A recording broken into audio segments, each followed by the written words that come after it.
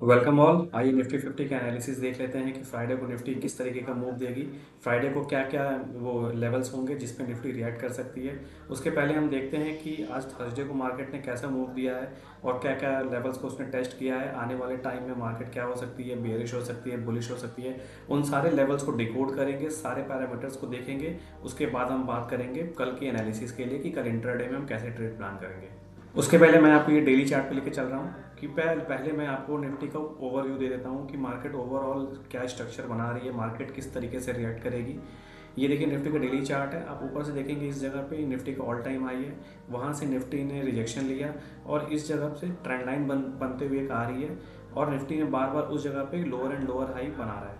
अब उसके उसके बाद यहाँ पे देखते हैं कि एक सपोर्ट भी आ रहा है जो 25,700 के पास आ रहा है। वैसे ये 20 to 30 पॉइंट्स का जोन है जहाँ पे निफ्टी ने बार बार सपोर्ट लिया है, पहले भी लिया है, आज भी लिया है। आज निफ्टी ने यहाँ पे सपोर्ट कंफर्म किया, उसके बाद निफ्टी यहाँ से एक बाउंस बैक दिखाया। अब देखते हैं कि क्या निफ्टी कल क्या हो सकता है, कल के किस तरीके से ट्रेड प्लान होंगे। वैसे अगर मैं आपको ओवरऑल स्ट्रक्चर बताऊं तो मार्केट अभी न बेयरिश है न बुलिश है। ये निफ्टी का एक स्ट्रक्चर बन रहा है। इस स्ट्रक्चर को निफ्टी अगर ऊपर ब्रेक करती है, इस ट्रेंड लाइन को ऊपर ब्रेक करती है तो निफ्टी में अपसाइड मूव पॉसिबल है। अगर निफ्टी इस सपोर्ट को ब्रेक करती है, बहुत इंपॉर्टेंट सपोर्ट है 25,700 का, इसको ब्रेक करती है तो नीचे कोई भी ऐसा कोई सपोर्ट लेवल नहीं है जहां निफ्टी रुक सकती है। और निफ्टी इसके बाद सपोर्ट बहुत दूर दूर है। अगर आप यहाँ देखेंगे, मैं मार्क कर दे रहा हूँ यहाँ पे, इस जब देखिए सपोर्ट इस जगह पे है 25,350 के पास, 25,300 आप मान के चलिए इस जगह सपोर्ट है। तो अब अगर यहाँ से निफ्टी यहाँ से ब्रेक होती है, इस लेवल को ब्रेक करता है तो आपको एक थोड़ी सेलिंग देखने को मिल सकती है। चलिए कल बात करते हैं इंट्राडे लेवल पे क्या करना है हमें। उसके लिए हम आ जाते हैं 15 मिनट के चार्ट पे। अब यहाँ पे हम समझते हैं कि कल कैसे ट्रेड प्लान हो गया।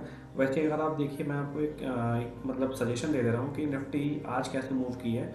निफ्टी देखिए आज यहाँ पे एक वन वो मूव दी है, अप साइड का मूव भी दी है, डाउन साइड का भी मूव दी है।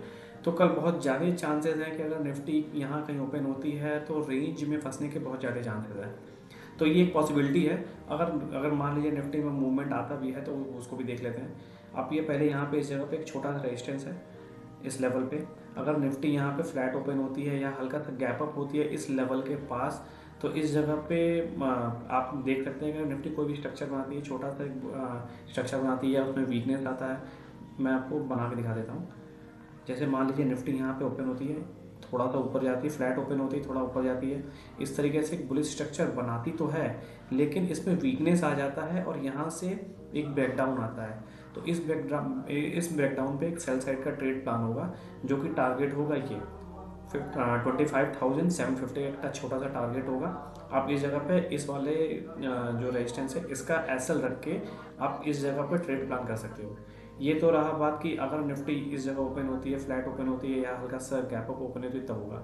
अगर मान लीजिए निफ्टी यहाँ पे नीचे ओपन होता है, यहाँ से गैप डाउन ओपन होता है, इस जगह पे इस सपोर्ट के पास ओपन होता है तो तब तो रुकिएगा, क्योंकि अगर यहाँ पे कोई स्ट्रक्चर बनता है तो यहाँ पे एक बाउंस बैक कैच कर सकते हैं हम इस वाले रेजिस्टेंस के लिए 25,830 25,850 तक के लिए। अगर मान लीजिए किसी कंडीशन में निफ्टी गैप डाउन ओपन होती है, इसकी सपोर्ट के नीचे ही ओपन होती है, कोई बड़ा गैप डाउन हो जाता है, सपोर्ट के नीचे ओपन होता है, तो इस कंडीशन में आप देखिएगा, यहाँ पे वेट कीजिएगा। अगर निफ्टी इस जगह पे वापस इसके ऊपर आती है तब तो ठीक है, लेकिन अगर कोई वीकनेस दिखाती है इस जगह पे, चलिए देखिए मैं समझाता हूँ अच्छे से बना के। इस जगह पे मान लीजिए निफ्टी यहाँ पे ओपन होती है, नीचे आती है, इस सपोर्ट के नीचे सस्टेन करती है, इस जगह पे फिर कोई अगर वीकनेस दिखा के मतलब कोई भी ब्रेकडाउन दिखाती है तो इस समय सेल साइड का ट्रेड जरूर प्लान कीजिएगा, क्योंकि इसके बाद यहाँ पे कोई सपोर्ट नहीं है तो एक शार्प मूवमेंट आपको देखने को मिल सकता है।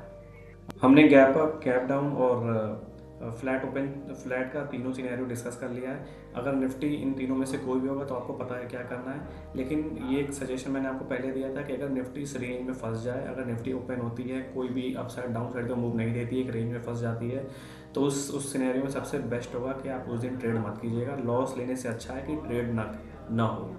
तो ये रही है कल की एनालिसिस है। अब मिलते हैं अगले वीडियो में। Thank you for watching.